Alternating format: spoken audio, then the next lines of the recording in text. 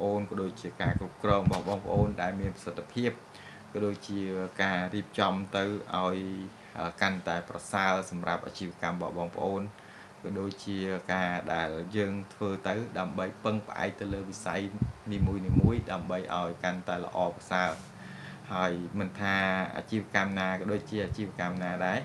គឺតកតងជាមួយនឹងការគ្រប់គ្រងវាជារឿងសំខាន់ហើយក៏ដូចជាការគ្រប់គ្រងចំណូលចំណាយនឹងគឺជាចំនួនមួយដែលมันអាចគិតថ្លៃបានកាត់ថ្លៃបានតកតងជាមួយនឹងការរៀបចំបែបផែននៃការគ្រប់គ្រងហ្នឹងឯង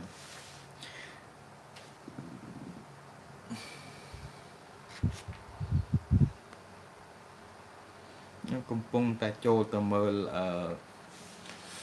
បងប្អូនដែលគាត់ចូលខមមិនហើយក៏ដូចជាបងប្អូនផ្ដល់យោបល់ហើយតកតងជាមួយនឹងខ្ញុំមិនដែលបាន live តកតងជាមួយនឹងការគ្រប់គ្រងនេះទេអញ្ចឹងបងប្អូនអាចជួយជាយោបល់ក៏ដូចជាការផ្ដល់ជាយោបល់បន្ថែមបានតកតងជាមួយនឹងបងប្អូនដែលមានបទពិសោធន៍ធំហើយក៏ដូចជាខ្ញុំមានបទពិសោធន៍ត្រឹមតែរយៈពេល10ឆ្នាំជាងអញ្ចឹងវាមិនអាចច្បាស់លាស់តកតងជាមួយនឹងផ្នែកណាមួយឲ្យវាទូលំទូលាយទេគ្រាន់ថាអាជីវកម្មមួយមុននឹងខ្ញុំចេញមកធ្វើអាជីវកម្មផ្ទាល់ខ្លួនឯងមួយគឺចំណាយពេលវេលាដែលទៅធ្វើការជាមួយនឹងក្រុមហ៊ុនក៏ដូចជាស្ថាប័នផ្សេងអង្គការក្រុមហ៊ុនផ្សេងមិនថាក្រុមហ៊ុនNGO ឬមួយក៏ខាងlocal ផ្សេងជាច្រើនហើយសម្រាប់បងប្អូនដែលគាត់បានកំពុងតែបំពេញការងារហើយក៏ដូចជានៅតាមស្ថាប័នផ្សេងគឺបងប្អូនដឹងស្រាប់ហើយពេលបច្ចុប្បន្ននេះគឺយើងមានបញ្ហាជាច្រើនហើយបងប្អូនដែលចេញរកស៊ីក៏ដូចជាបងប្អូនដែលកំពុងតែរៀបចំចេញរកស៊ីក្នុងពេលនេះគឺវានឹងប្រឈមនៅបញ្ហាជាច្រើនដែលធ្វើឲ្យសេដ្ឋកិច្ចរបស់យើងក៏ដូចជាការអនុវត្តទៅវាមានកម្មកុសក៏ដូចជាប្រាក់ចំណូលរបស់យើងមិនថិតថេរដោយសារវាកត្តាសំខាន់ដែលយើងជួបប្រទះមិនថាសាំងឡើងថ្លៃសាំងឡើងទៅមុខវាអាចប៉ះពាល់ទៅដល់សេដ្ឋកិច្ចរបស់យើងមួយចំនួនហើយបងប្អូនដែលមានអាជីវកម្ម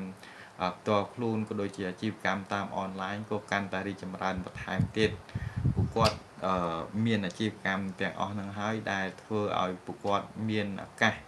ហើយបងប្អូនខ្លះក៏មានឱកាសនៅក្នុងពេលបច្ចុប្បន្នហ្នឹងគឺកាន់តែទៅមុខ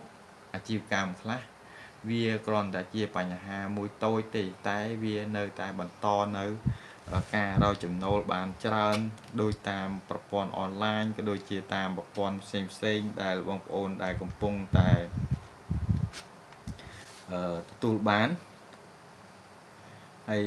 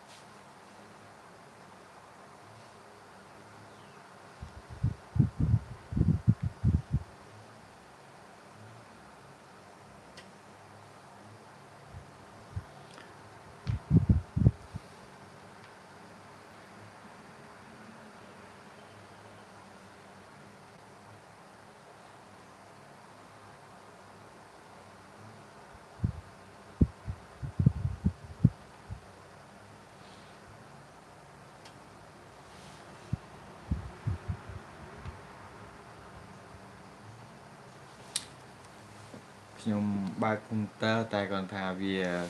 នៅ slow នៅឡើយបងប្អូនហើយអញ្ចឹងសូមអធិស្ឋានដែរហើយតកតងជាមួយនឹងការ slow នេះវាអ៊ីនធឺណិតរបស់ខ្ញុំវាអត់សូវមាន